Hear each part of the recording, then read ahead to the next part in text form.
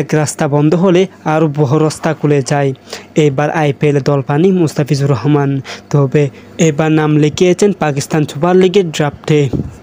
আগামী বছর এপ্রিল মাসে শুরু হতে যাওয়া পিএসএল খেলার জন্য মুস্তাফিজুর রহমান নাম লিখিয়েছেন।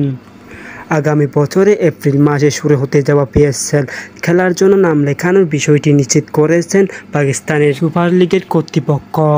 তার ভেরিফাইড ফেসবুক পেজে মুস্তাফিজুর ছবি দিয়ে একটি পোস্ট করেন। পোস্টে তার নাম নির্ধারিত করেন। আগামী বছর ফেব্রুয়ারি মাসে চ্যাম্পিয়ন ট্রফি থাকার কারণে এবার পিএসএল পিছিয়ে গেছে। পিএসএল শুরু হবে এপ্রিল মাস থেকে। জানুয়ারি মাসে বসে যাচ্ছে নিলাম, সেই নিলামে মুস্তাফিজুর নাম উঠবে। তবে প্রথমবার বাংলাদেশের মধ্যে মুস্তাফিজুর নাম উঠবে, তবে এখনও দল পাবে কিনা তাও এখনও বলা যাচ্ছে না।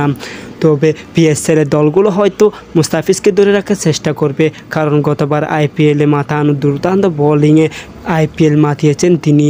তবে কী কারণে এবার দল পাননি তা এখনও বলা যায়নি।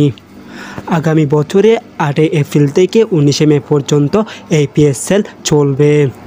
যদিও এই সময়ই বাংলাদেশের সাথে জিম্বাবুয়ে ওয়ানডে এবং টি20 খেলার কথা রয়েছে, তবে এখনও সেগুলো অনেক দেরি।